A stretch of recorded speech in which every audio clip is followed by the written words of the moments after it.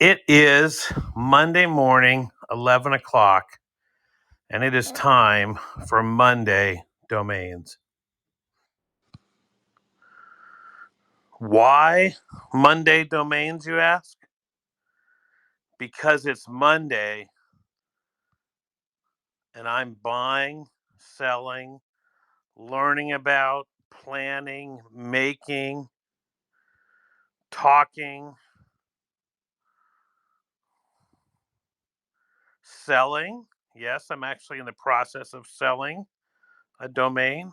I didn't sell any domains today, but I'm working on fulfilling some sales of domains made over the weekend, so that's good. Let me invite a few more folks in. Welcome everybody to Monday Domains. I do apologize, everybody, for last week. I was not able to get Clubhouse to start. And you say, well, that's easy. Just download your operating system, reload your computer, reset your circuit breakers.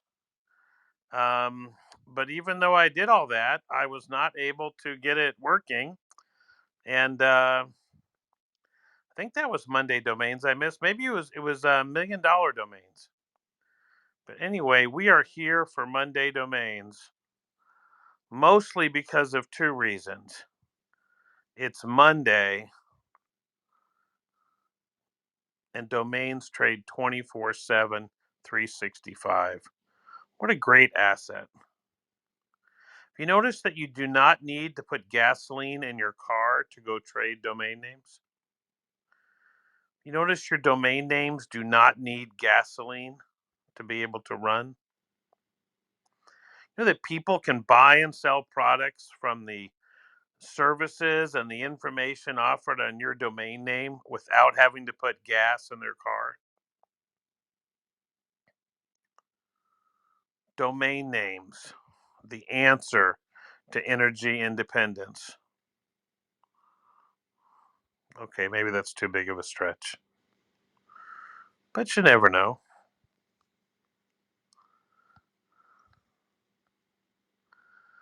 Let's see what domainers are doing on a Monday morning.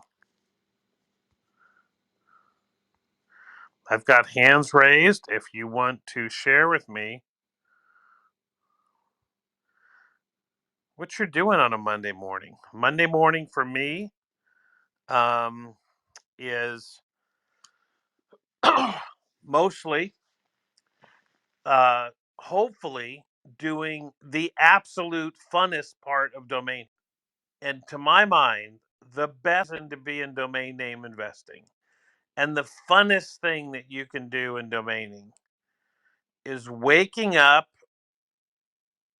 after hopefully a peaceable slumber. It used to be you had to turn on your computer. Now you just find your phone and you look at your mail or you look at your notifications and it says, congratulations, you've just sold a domain name. Or even better, it says, you've got a price request for a domain name on Afternic. Or you've got a message from someone who says on your $10,000 domain name, would you take 8? Or you've got a minimum offer of 2,000 or higher on one of your domain names, even though your minimum offer was 500.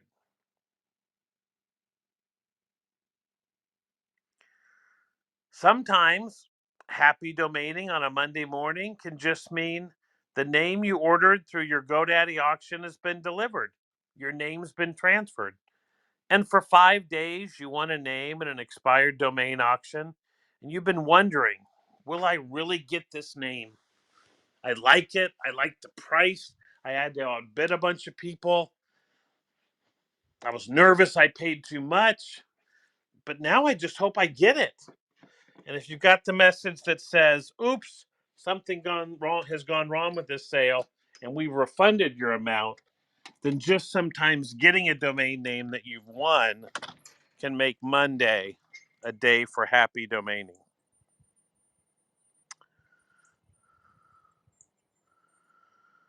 Let's see. Good morning. Thanks everybody for posting good morning in the chat. We do have the chat on today, which means you can post messages that everybody will see. I've not had to moderate the chat yet, to the extent that it becomes I've got this name for sale, I've got this sale. Hey, do you want to buy this 5-word dot horse for $1,000? So the chat is not the place, right now at least, to post names for sale, but it will be soon. I think I'm going to incorporate something into the Monday domains, maybe at the end, or maybe a special Monday domains after show, where people can post one name for sale. But right now, just want to leave it for chat. If you got any questions for me that you don't want to ask on stage, you can put them in the chat, or you can message me with the little message flyer. So I want to welcome everybody to the studio audience of Monday Domains. To use a dated term to make television, I was fortunate in Burbank, California, where many of the studios were, that we would do the shows. The studio watch the game shows. So if we were at the high school, you could go with your club or your organization, and they would pay, a couple $100 if you could bring 30 people to watch the game show. So, fortunately, you people are here, and I'm not having to pay you, so I do appreciate you coming. For those of you listening on the podcast or the repeat viewing, this is Monday Domains, part of Domain Club. I try to present some of the news of the week, my thoughts on what's going on in domain names right now, and hopefully spotlight and showcase innovative companies bringing new services to the domain space. My name is Paige Howe. I've been buying and selling domain names for 23 years now. I've probably bought and sold over 30,000 domain names for over $10 million. I've been involved on the registry side, the registriar side, but mostly I try to buy and sell domain names every possible place you can buy and sell domain names. And then hopefully sometime in there, by showing a little bit of ingenuity, research, I can buy and sell domain names. Now, the other audience we talk to here is anyone that has a domain name. If you own a domain name, you own a valuable digital asset that is the foundation for your online presence. Everything runs through your website. You may use social media, but to sign up for social media, you need to give them a website address. You need to be able to provide links for who you are. You need to be able to provide resources and images, which probably come from uploading files to your website. A domain name and the website that's on it is critical. And it's probably gone from being something that was assigned to someone in a company who happened to know about tech a little bit, to now being something the company needs to manage probably better than it did over the past 10 or 20 years. Who is in charge of renewing the name? Who is the name under? Who is the legal owner of the domain name? What is the process that's used to make sure that the domain is registered and renewed? And who can put content on the website? What are some of the legal aspects, both defensively, to make sure no one does anything to your domain name or to your brand, and then offensively, where you may want to have some like-sounding domain names within reason. You may want to have domain names for your scheduled growth or product extension, or products you may want to invent in the future. You may want to keep an eye on the domain market for what some of the new top level domains are that people are gathering extensions in. It may be part of your marketing plan to have content on a domain name that isn't your main website. You may be able to connect with customers before they've chosen a brand, before they've chosen to do business with you. They may be hesitant branded site, but they may want to get information from a generic mortgage decision. They may trust an independent or independent looking website more than they may trust a branded site from the company that owns the product. So I think that's where anyone who owns a domain name is hopefully an audience for Monday Domains and Domain Club. As I said, we do a lot with domain investors, a lot of domain investors on Clubhouse. And then third, the domain community, people that are working in domain name companies. And I think one of the greatest things that happens is when we hear about new people getting practices from other industries that are much larger, more have been used to fighting it out in competitive environments for a long time. Um, and then it's interesting to hear them share their thoughts about the domain name space, about aspects of domain name markets and marketplaces. So I'm going to start talking about marketplaces a little bit, unless anyone has anything they want to ask about. Let me check the chat. Let's see, is my audio going in and out? I hope not, Lady T, but I may have just faced away from the phone for a second.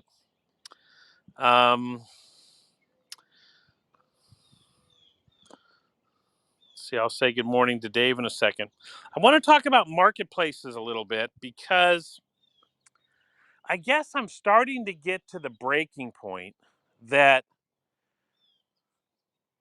we really don't have a domain marketplace. If someone asks me, they're starting a new company and they want to buy a domain name, where should they go?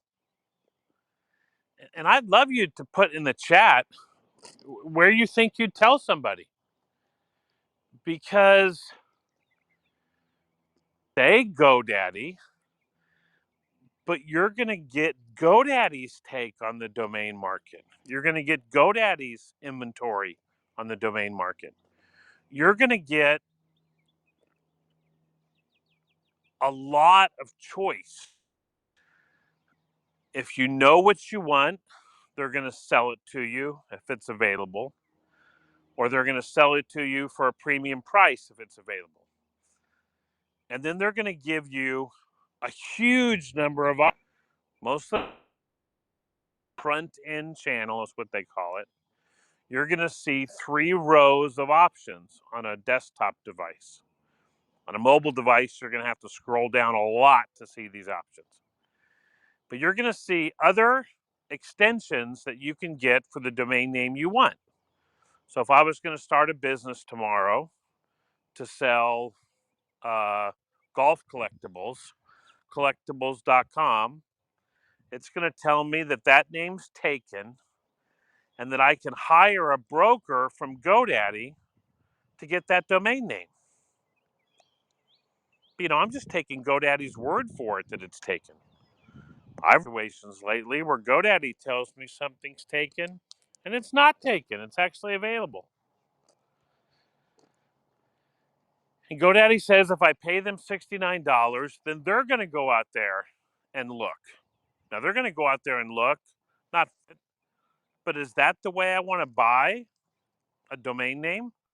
Somebody else contact the owner and bring another person into the transaction who needs to get paid.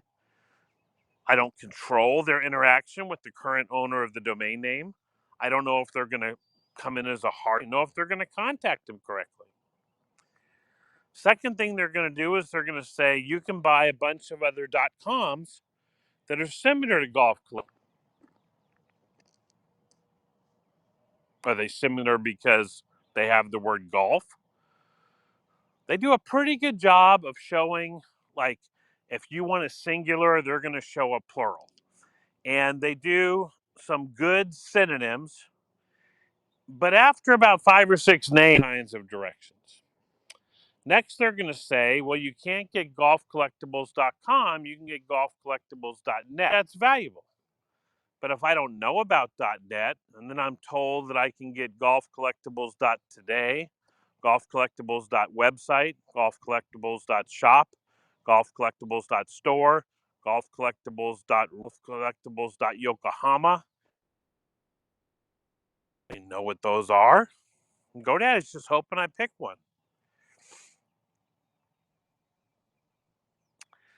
So I think, go to GoDaddy is similar to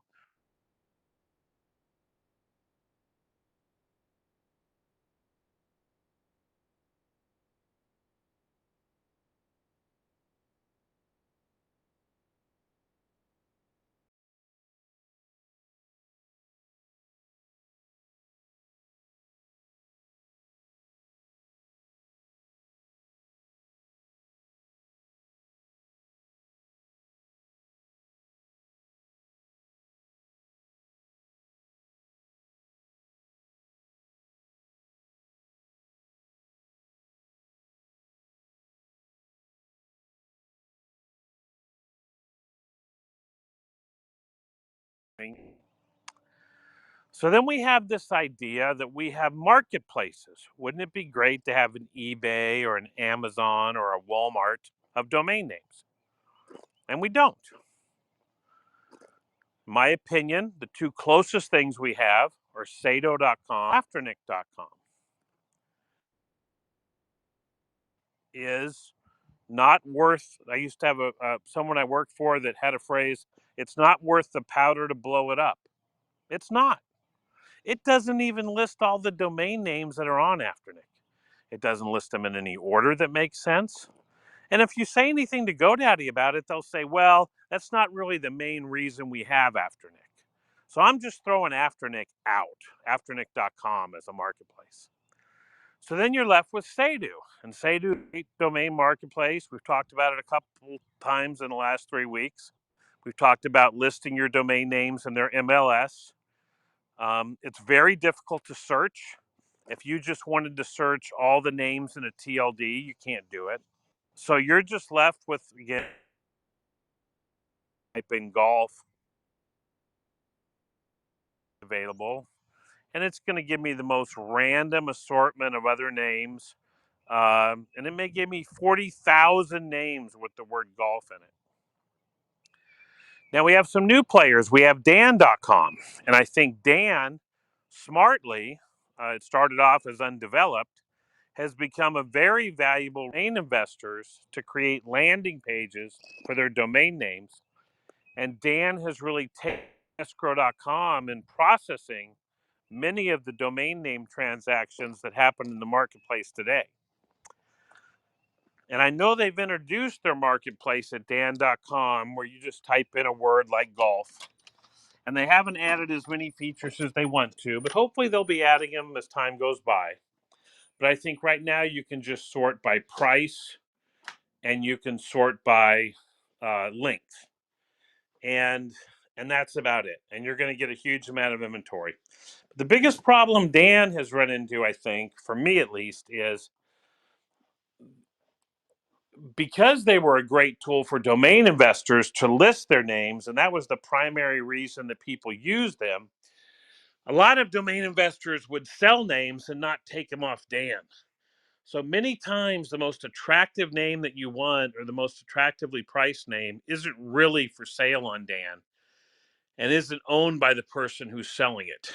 But what I'm hoping happens in the future is that people, because Dan is committed to being kind of a platform and an open source, open data exchange and decentralized platform, that people will start using the Dan feed in ways that they can produce better searches to connect people with what the domain is that they really want.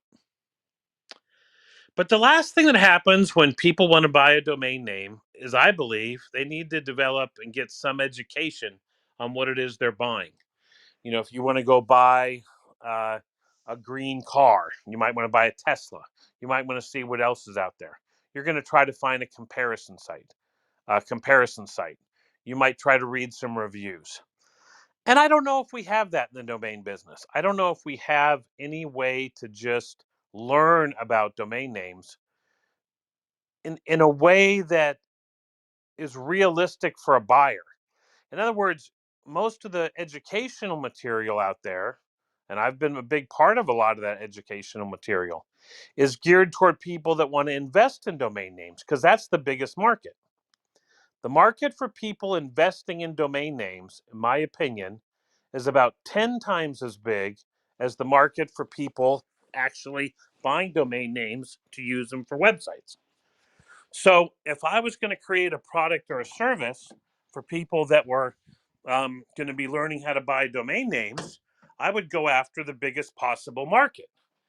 And you may have someone who buys a domain name for their website, and they may need to buy a domain name every 3 to 5 years. But if someone's going to be a domain name investor, then they're probably going to be buying 1 to 10 to 100 to 500 names a week or a month. So I think so much of the education out there is geared toward someone who's going to buy multiple domain names to be an investor. And there's very few, or it's very hard to parse out as just a person off the street who wants to buy a domain name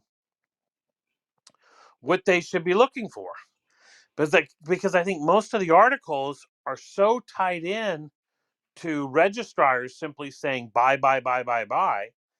that we have a very small number of articles telling people maybe what they should be thinking of, and many of them could just as easily have a publication date of 2003 or 2008 or 2013, and somehow have search engine placement that makes those articles seem like they're relevant today. But I'm not sure they are. And we also don't have a brand that people can trust to buy domain names. GoDaddy is the most trusted brand and biggest name in the business. But at GoDaddy, even the investment advice that they provide is geared toward investors. And they have reverted back to the best thing for GoDaddy, which is they want you on the app. They want you clicking the button that says, look at whatever other people are buying and just bid more than they're bidding, which is great for GoDaddy. It increases the number of people bidding on every name, and it gets them the maximum price for each name based upon exposing the names that people have selected that are worth a bid to the most popular people. But I think what it's done is it's raised the perceived wholesale value of domain name to be the price that one buyer who was willing to pay the most paid for a domain name. But I'm not sure that's its true value. You could have investors that are starting to invest $5 or $10 or $100,000 in the market, and they're looking to ramp up and buy inventory. But does that mean because they're willing to pay a certain price that every domain investor should think the domain name's worth that?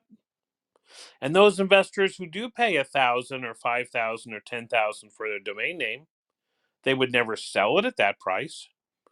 They would probably try to sell it at 5 to 10 times that price. And because they purchased the domain name for a year, they don't have to sell it for that price. And they don't even have to make a decision as to whether or not they want to sell it for another year or 11 months. Because when you buy a domain name, you inherit the registration date of the prior owner, which is usually 30 days prior to when you bought the name. So if you buy a domain name like today, an expired auction at GoDaddy, if you buy a domain name on March 20th or 21st, it probably had an expiration date of February 21st. And then because 30 days had passed, they're selling it on behalf of the old owner, but it's the registry who's taking all that money. So when you get the name, it probably has an expiration date not of a year from now, but about 11 months from now. So really, when you go back to the public, because investors are buying most of the domain names that are being offered, about 10 to 100 times what the public's buying, and then they're marking those domain names up to the most amount of money they can get, is it any wonder that we have so few end user transactions each week? Because we're asking the end users to pay the greediest, highest possible price that we think we could ever get for the name. And then we report sales on a site like NameBio, where we mix up the wholesale and the retail prices. So you could very easily have end user, real world people seeing the prices that people have paid at wholesale, but that's not a price that they could ever buy domains near. And then they inquire about domain names and they get quoted a price 10 to 100 times what they may have seen something trade for on NameBio. And I think all this leads to, a lot of resistance, a lot of pain points. And we wonder why people have bought so many new TLDs.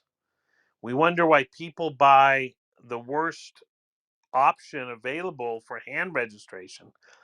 And I think it's because the aftermarket is so confusing and is so convoluted and is so complicated, and it makes it extremely unsafe. There's no safe, comfortable feeling for someone to buy in that market. So it's easier to go buy a three-letter or three-word.com. It's easier to buy a .com that just doesn't quite fit. It's easier when we do the name game, where we have companies that spend days or weeks trying to come up with a domain name that isn't taken. And then they work backwards. They find a domain name that isn't taken, and then they work backwards to brand their company that domain name, and then try to make that brand successful in the marketplace. And what's so interesting about the work I do on the name game, which is on Startup Club, the largest club on Clubhouse, is that so many people are then burdening their startup with a name that doesn't successfully convey their power, their prestige, their plans for the market, because it usually conveys the domain name that they were able to get, which may not be as good as what people are expecting. And your domain name is your first impression. It's even before your first impression. It's like if someone handed your business card to somebody and you've never even talked to them, and they look at your card and they look at your name and your number, and they're already starting to formulate different conclusions about you and your company before you've even talked to them. So if they see your name on the list of companies that are going to appear in a Zoom conference call or at a trade show, and they're scanning the list to see who they want to contact and who they might want to talk to, or at a trade show, what booth they want to visit, you've got a chance just based upon your domain name. Because many times you have a spot for your company name, then you have a spot for your domain name. And it's a second chance to show off the power and prestige of your company. And if you went to a domain name conference and you look at the list of presenters and the list of booths and you saw domains.com, even if you had no idea what that company did, or even if you don't even need any product or service, you're probably going to go look at domains.com because you're saying, wow, this company went out and got the best domain name in the business to name their company. And I'd like to at least check on what it is that they're doing. Now, if you saw a company called domainsorus.co or .com.co, you might just skim over it. And if you happen to be walking by there or you heard something good about the company, you'd remember, oh yeah, they had the funky domain name. And again, for some companies, maybe that's good. Maybe that's like a guerrilla marketing strategy. But if you're trying to do everything, those of you out there that have a company name, you're thinking about upgrading, if you have a domain name or you're trying to choose a domain name for your company, you've already made your product as attractive as it can be. You've tried to make your salespeople as attractive as they can be. You've tried to make your offering or your value proposition as attractive as it can be. You've tried to make doing business with your company as easy as it can be. And when it comes to your domain name, are you really ready to say, oh, I'll just take what I can get? If you want to go on a vacation, someone says you should stay at this resort. What room would you like? I'll just take what I can get. You're going to fly in an airplane. There's 452 seats on the airplane. I'll take what I can get. You go to a restaurant. You have a choice of where you want to sit in the restaurant. Where would you like to sit? Anywhere. Now, there's no doubt that functionally, any domain name can connect you to the internet. At least any domain name using the ICANN root system. If you're on the Web3 stuff, you may have the greatest thing in the future, but you don't have much now. But anyway, um, you could still make a lot of money now, as we saw last week. But any domain name can connect you to the internet. The question is, do you want to spend, just like you're spending money in other parts of your business, the money it takes to own the best domain name? Because there are 150 million .com domain names registered. And if you take anything in the world that has 150 million issued and you want to be in the top 1%, you're probably going to have to pay a premium price. But why not? If all it takes is money to be able to give you something that can produce benefits every day and every month and every year, over and over and over again, and the only cost you're going to have to pay for your domain name is a renewal of 9 or 10 or 11 or $12. And all it takes is money right now to be able to own that domain name.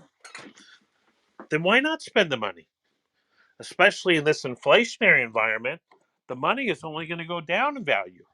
Yet what you're buying with that money, the domain name, if it produces a 10% return on your sales and inflation is slowly increasing the amount of your sales every year, then that domain's value is going to go up each year. Because if last year you spent $100,000 on advertising and your domain name made your advertising 1% better, it was worth $1,000 a year. Now, next year, to get that same amount of advertising reach, and if inflation's at 7%, you're going to have to spend $107,000. But if that domain name makes your advertising 1% better, it's going to make your advertising $1,070 better. So the one thing you have to remember is the value equation most people look at, and we talked about this on $1 million domains, when they're buying a domain name, is are the benefits of buying this domain name more than the amount of money that I have to pay to get the domain name? And especially if you compare it to the other things they could do with that money, some people may be investing money in their business just to receive 10 to 20% more efficiency on that money one time. You may have people spending $10,000 to run an infomercial, hoping that they'll get a $12,000 return during the 30 minutes that that infomercial ran.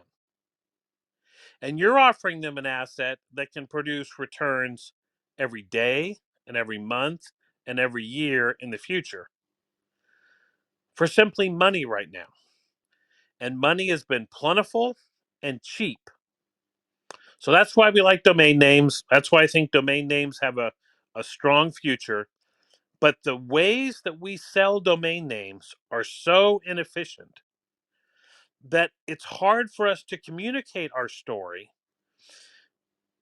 because so many of the elements of the story of people talking about domain names that they've purchased are so completely inconsistent. You could just as likely have someone say that they bought a great domain name for $1,000 because they bought it in an expired marketplace against a bunch of domain investors and it was worth 100,000, as you could have someone who said, I thought this was a good name, the seller said it was worth 100,000, I paid 100,000 for it, but I went to sell it and the best offer I got is 1,000. And that type of inconsistency that's out there, when you mix in the fact that almost everyone has a different idea of what an individual specific domain name is worth, and the fact that there's all kinds of places to sell domain names, I just don't think we present anything unified that people can hang their hat on when it comes to buying domain names. So I'd like to find better marketplaces. I'd like to spur on the existing marketplaces to improve. I don't think it's going to happen, but it's one of the goals I'll have this year from my upcoming domain conference is to try to shine a light on those companies that are trying to connect with the real public. Um, because even though GoDaddy does a lot of advertising, in many cases it's for their web services, and that tells me that people really want websites, and we're selling domain names. So I'd be interested if anyone has any thoughts on that. We have a very inefficient way of communicating what it is we're selling to the public.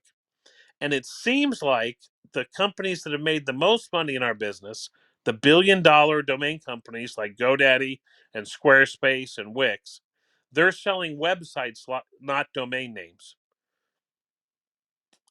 And I'd like to get a piece of the billions of dollars that people are spending on websites. But all I have is domain names. Anyway, let's see how everyone's doing today. Let me look in the chat here. Again, this is Monday Domains. We'll get to the news of the week in a second. Yeah, I really appreciate the comments about that. Sam Charles found another marketplace, Perfect Domain. Perfect Domain, I thought, was a great marketplace. It took the founders about 3 years longer than they thought to get it launched, and it's since sold to another domain company. But it has a lot of the elements that I think will be attractive in new marketplaces. Thanks, Sam, for pointing out Perfect Domains. Um,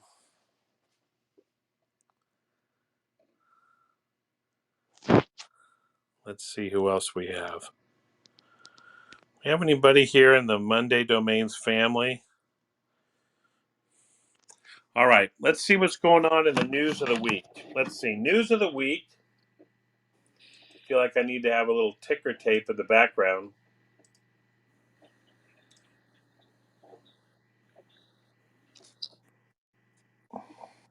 News of the week. I thought Google Domains came out last week. And Google Domains operates off domains.google. And what was interesting to me was that, hi, Dave. I think your microphone may be on, but I'll get to you 1 second. Right. What was interesting about Google Domains, which operates off domains.google, is that I can't remember if I ever opened an account there. But if I go to domains.google, it already had me.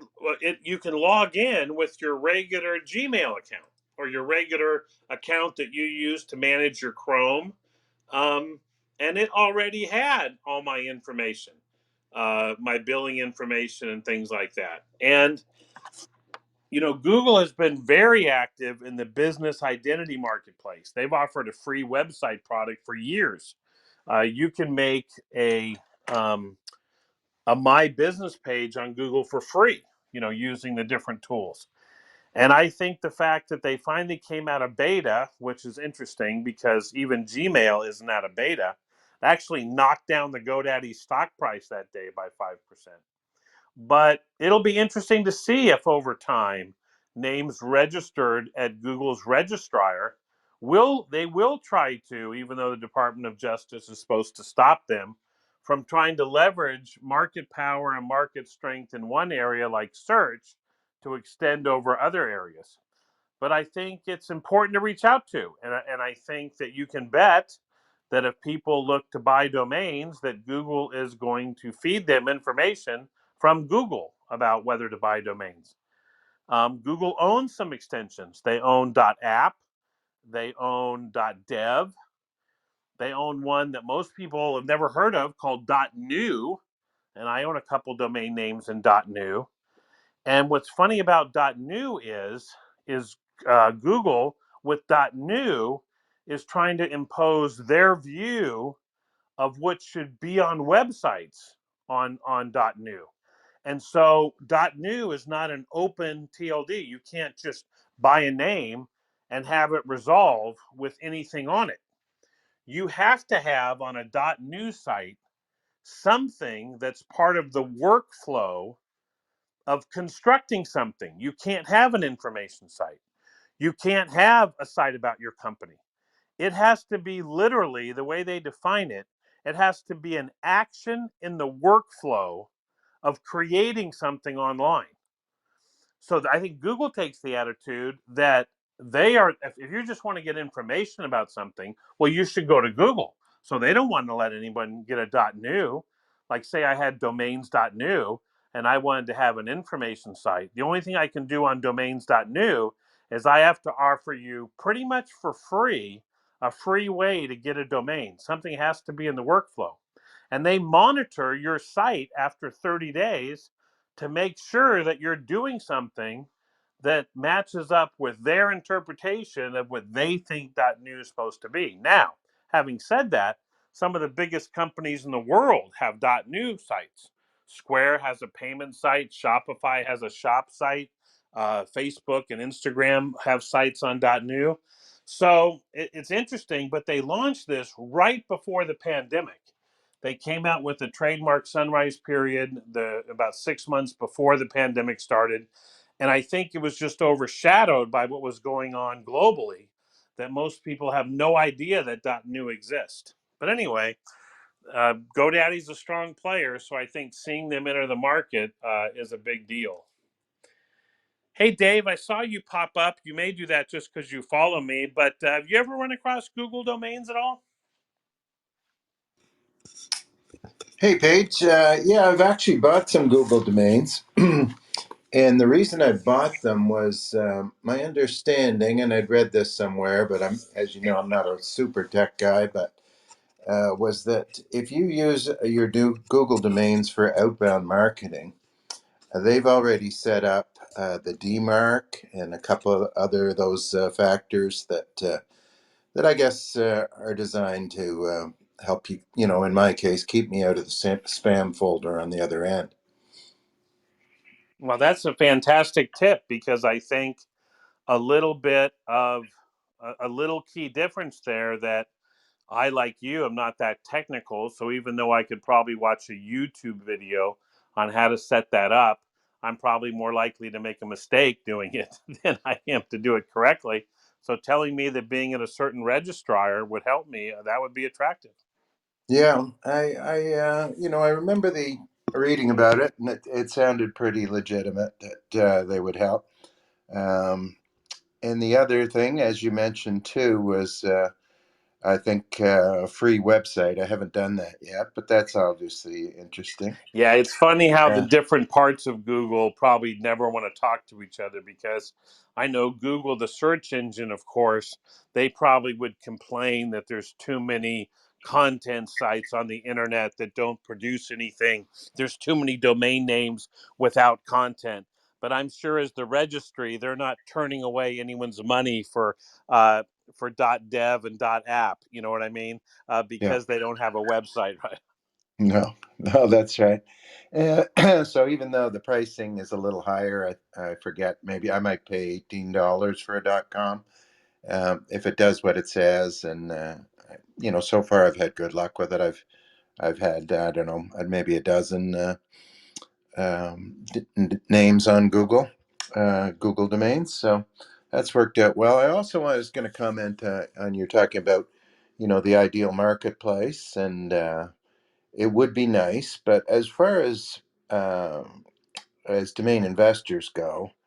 I see your point about just the average person trying to pick their name.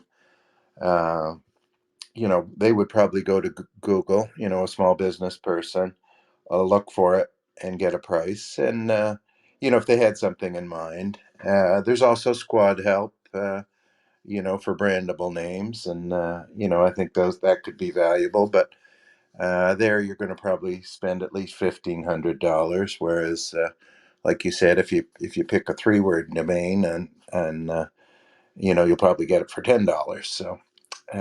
So those, and I was going to mention too about Dan.com. I think our world's been kind of overturned by Dan.com. And the other day I had an agreement to sell a domain for $500. The domain was already on Dan.com, but the person had approached me in another direct from just an email. So oftentimes I would just say, send me the 500. I'll change the registration for you. In this case, it was just a simple GoDaddy to GoDaddy account transaction. But I thought, for the amount I'm going to pay, Dan.com, I think you've probably had this experience. Sometimes they finish in like 6 hours. And it just say I thought, you know what, that's worth it to me. I'm not sure. I'd probably pay 20 or $30 for commission, probably not more than that. And what do you think about that for small sales? No, I agree. I think that I opened my Dan account in 2015 when it was undeveloped.com, and I spent about an hour talking with them, and it took me 3 more years to do any business with them because at the very beginning they they wanted to provide security to the buyer. So when you had a transaction, the seller would have to transfer the name to their registrar, and then the buyer would get the name for their registrar. But you know how buyers are; they just wanted a GoDaddy. You know what I mean?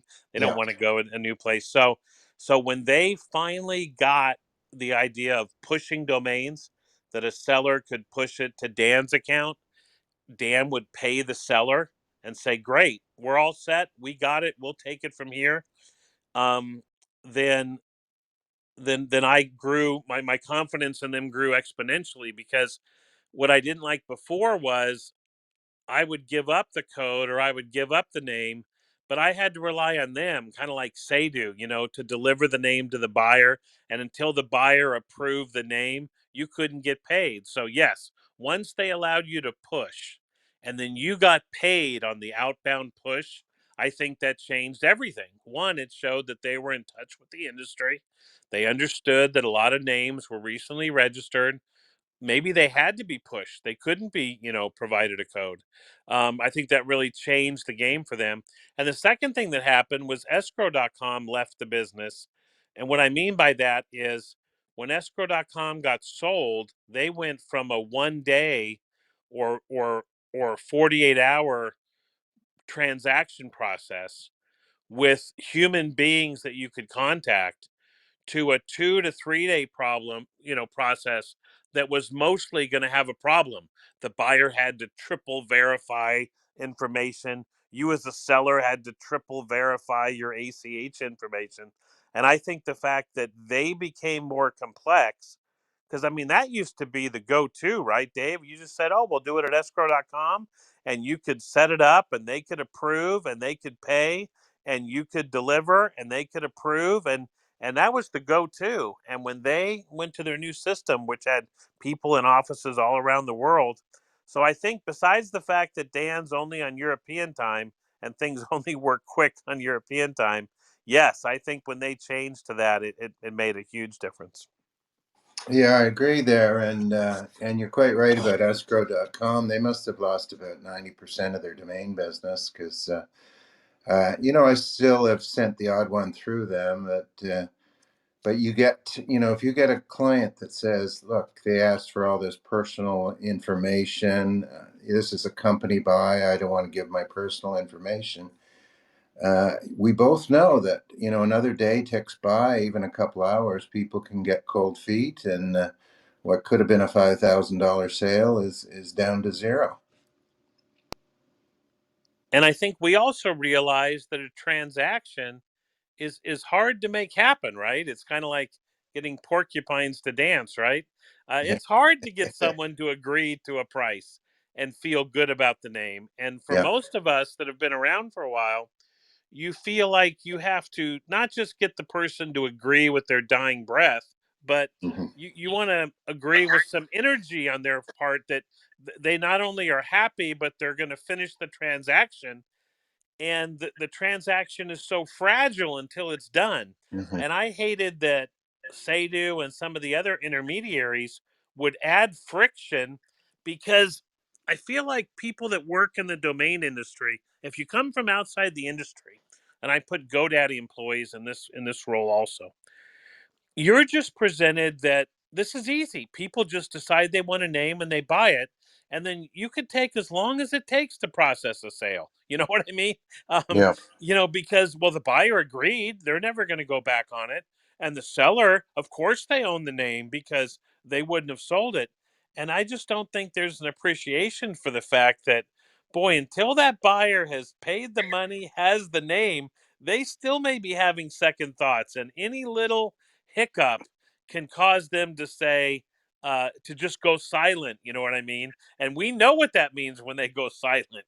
It means they're having second thoughts. That's right. I always figure that the guy's at his office, or a guy or woman, and they decide, okay, 3,000, that's a good deal. I don't want them to go home that night and tell their spouse, because their spouse sees that 3,000 as a vacation in Europe,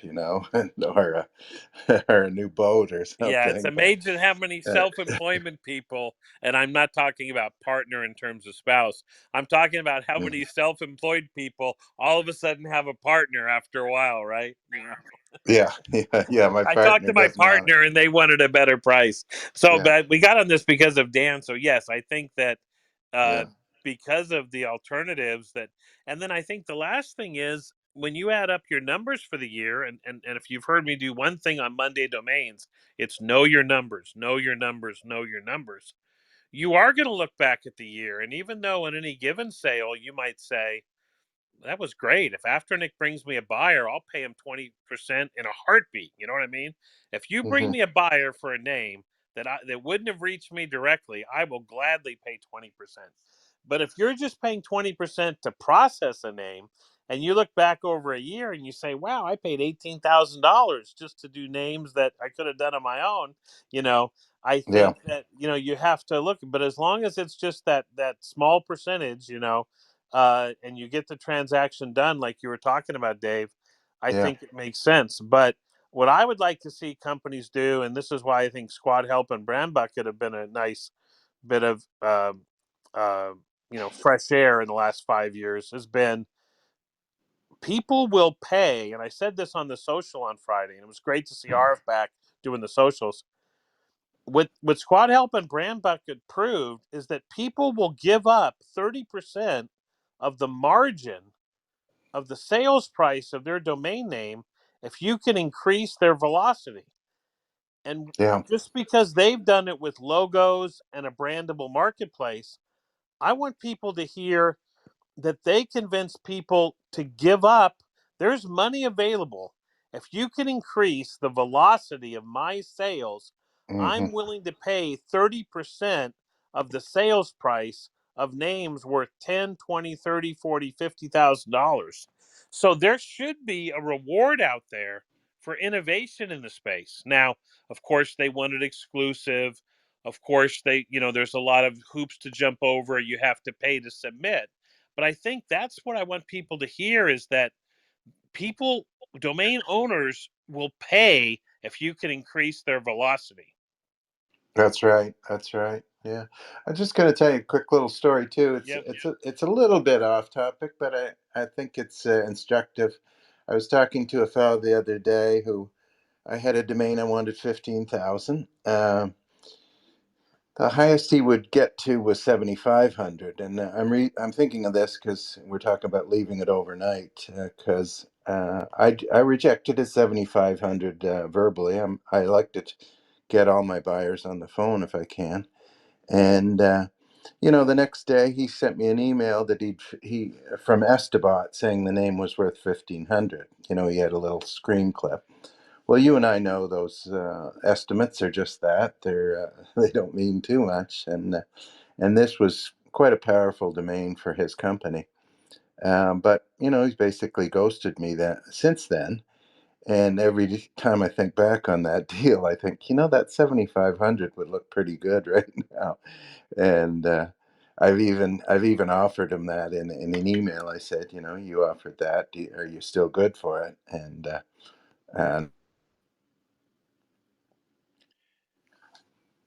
Yeah, Dave, I think that you're right, and it just shows that when people are confused, they still have the option of not participating in a transaction, right? We think it's just buy or sell, but there's buy, sell, or do nothing.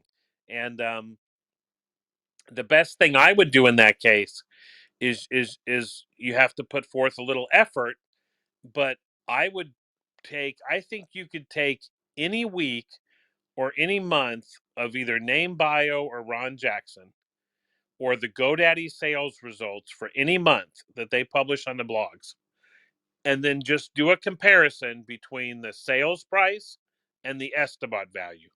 And then you could obviously selectively pick the ones that have the highest price where it's the highest multiple of the Esteban value. And the one thing about domain sales that are being reported is if people are searching for the truth, Domain sales are the truth. That happened. You know, you're trying to figure out something that's hard to understand. What's a domain name worth? But when someone actually forks over money of a certain amount for a certain name, that's a fact. You know what I mean? And I Yeah. think that it should be easy to, you want to almost have a go to link on your own website of you answering that question. And that way you don't necessarily have to answer it in the email. It may be easy to say something like, a lot of our customers have asked those questions over the years, and then you have maybe something to share them with. Yeah, that's a good idea. You could even make a little YouTube video of it, or just a PowerPoint or something. Yeah. And if Yeah. not, you can go back to the story I told last week, which is, it's hard to know what anything's worth. If I go to the supermarket, a can of beer is worth about $1. I went to a football game and the same can of beer sells for $15. So, what do we know it's worth? Hey, Uh-huh. Sam, welcome to Monday Domains. Great to see you. Thanks, Dave, for sharing. How's your week going, Sam? What's on your schedule this week? Um, well, the sun's out, so my schedule's out the window. When the sun's out, I'm taking advantage of the weather in the UK. But yeah, also going through my domains and repricing them again. Gotcha. Now, for you, I think you've been fortunate in that sometimes you just pick one price, you put everything there, and you get a couple sales. So, are you repricing them up, down, or actually looking at each name? If you don't mind me asking. Yeah, so the the ones that I price a lot at a specific price point, so I'm not changing those ones. Being some of the bigger names, and I'm probably put a lot of them. I'm going to put the price up, but some of them I will look at again, and I might change the price down. Um, for ones that I haven't had inquiries in. So I might be putting off potential buyers, but yeah, because I just want to sell certain names that I've got that I've had for 20 odd years now, and then reinvest that into probably more names. But apart from that, I'm developing a lot of sites out, and then selling the some traffic and stuff like that. But I'm on a traffic venture as well. Yeah, no, I think you're right, and I think again, I'm going to challenge the marketplaces out there. Sado is one of the few that do this. Afternic to a much lesser extent. Most places like Amazon and eBay, and Etsy, not FD but Etsy, um, you can watch something. You know what I mean? If you see a product you're interested in, you can click I like it. And you can watch it on eBay. And then if the price is ever lowered, you get an email. Well, wouldn't it be great if when you did go about repricing your names, that if someone had ever added it to their watch list to keep an eye on, and you all of a sudden made it 25% less, that you could actively merchandise your portfolio and said, yeah, I'm in the market to sell some names this month. And you could price everything down. So I did that over the weekend, and I'm going to upload it to Sado today. And I don't know if I'll get a sale, but I know Sado does allow people to watch a name, or to have it on a. Some people go to an extreme. They unlist their whole portfolio, and then they relist it, to the extent that people have watch list on Sado for any new names with a certain keyword. But again, these are all things that active, successful marketplaces do in other businesses, and we're unable to really take advantage of that in the domain space because GoDaddy controls everything, and they've got everyone convinced that we should want to sell domain names in the way that's best for GoDaddy. That's what they would basically be saying. No matter what words are coming out of their mouth, that's what I would put above those words.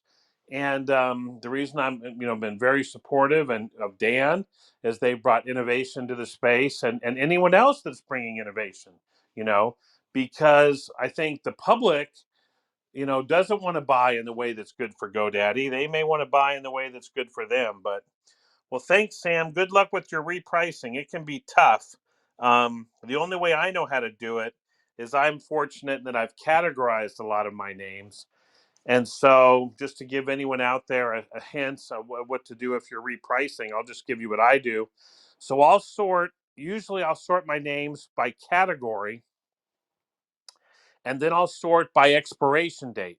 So the first thing I'm doing is I'm getting a peek at the next 2 months expiries, and I'm looking for something as I'm repricing it that I would love to get my money back or any money for it before I drop it. And if I'm filling in a column, I actually create a new column in my database called new price. So I created a column for, March 2022, and I put my old price that I have it at all the databases on it, and then just to the left of it, I'm going to put in my new price, and then I'm going to have my cost, and then I'm going to have the GoDaddy appraised value if it's with GoDaddy, or if I got the appraised value before I did, and then I'm going to have the expiration date. And what it's going to allow me to do is when I sort each category, like metaverse names or keyword names or blog names or city names or geo names, it's going to allow me to first, I'll sort by expiration date. And I'll look at names that I don't think I'm going to renew, and I may price those all the way down to $29. Like on Domain Outlet, I'll sell names down to $9 or $29. And then if not, I'll put it at $1.99 or $3.99 or $5.99. Then the next thing I may do is I may take, after I get to the next month's worth of names in that category, is I'll search from my lowest price to my highest price. The reason I do that is when we price a name initially, at least when I price a name initially, I'm usually pricing it at above what I'd really take for it, because I'm hoping that somehow I'll just magically sell it for $28.88 or $19.99 or $14.99. And there's other names that I'll think that I magically sell for $99.99. But most of the time, if I sort them by my initial price, it'll be a good indicator that down on the lower price ranges, I'll have the weakest names, and I'll be able to take maybe the biggest haircut on those names.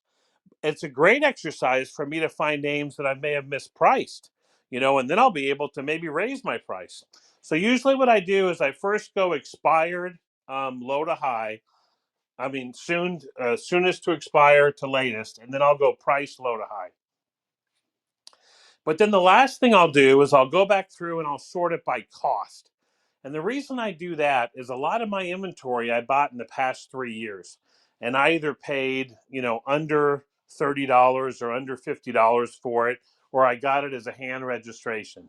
And to me, if I bought a name as a hand registration, what I'm looking for is, has that name in the year or two that I bought it, has it become innately valuable that no one could possibly hand register it today? And if it was on an expired name drop, people would pay at least two, four, six, 800, or 1,000. In my opinion, that's the goal of hand registering. It's not always to flip the name right away. It's to buy it in a way that as time goes on, it develops a wholesale value because you can't buy a name that good again. Because most of the time, you're going to end up pricing that name for the most you can get. You're not just going to go back and say, well, I bought it for $9. If I could sell it for 1,000, I'd be happy. If it's a really good name, you may price that name at 5,000 or 20,000. But I think what I'll do is it'll let me go back and realize that I may have hundreds of names that I bought on the minimum bid at a GoDaddy auction of $11 as a closeout. And I'm really not married to that name like a name that I've owned for 10 years. And if I can get out of that name with a reasonable return, I'll price it at $69 or $99, because really it hasn't elevated itself to be worth 10,000. And I've got some new ideas of things I want to buy. So it's almost like I want to be able to tag my inventory as to what I bought recently. It sounded good that day, but I'd much rather get it off my shelf than turn it into one of those names that you keep for 5 or 10 years. So anyway, that's how I reprice. Sam, I'm sure you got your own way to do it, but and I doubt you go down as low as I go on domain outlet. But good luck with your repricing this week. Cheers. All right, everybody. I'll check back in the questions. Good luck, everyone, this week. Keep practicing what I call happy domaining. Remember, it's not a loss. You can either get a name, not get a name. You can buy a name for a great price, buy a name for a terrible price, or not buy a name. And among all those things, not buying it is not a loss. Let's see. Yeah, Ken, thank you for your chat comment about the websites. I think it would be great if there was a way to take a domain name like domainblog.com and say website 14,500, domain name only 4,500, and let people pick. Do you want the name and the site, or do you just want the name? And I think that would do better for our industry, um, then I think we do want to get the value for the name as if it has a website on it, but it really doesn't. All righty. Well, let's see what's going on Clubhouse this week. We'll have Outbounding Club tomorrow, and then Million Dollar Domains on Wednesday. Todd's going to have his legal room tomorrow. They should have a good week this week. They've got some UDRP cases, huge domains, got a reverse domain name hijacking decision. And the reason that it would be worth it to listen when they talk about that is I think that decision is going to give you some things to quote back when someone says, oh, you're a cyber squatter, you're a trademarker. I don't care if you got this name before I got my trademark. And then you'll be able to, in a balanced way, say, well, let's look at what some of the decisions have said. And the fact that they got a reverse domain name hijacking, meaning that the person who filed the case, they didn't just lose, but I don't think they have to pay the fees. I forget what the consequences are of reverse domain name hijacking, but maybe that'll be my first question for Todd and his group. Let's see. I saw NamesCon kept their low ticket price until the end of the month, and that's about it. All right, everybody. Thanks for coming in. I'm looking at everyone down there. Great to see everybody. All right, we'll see y'all. I'm going to close the room.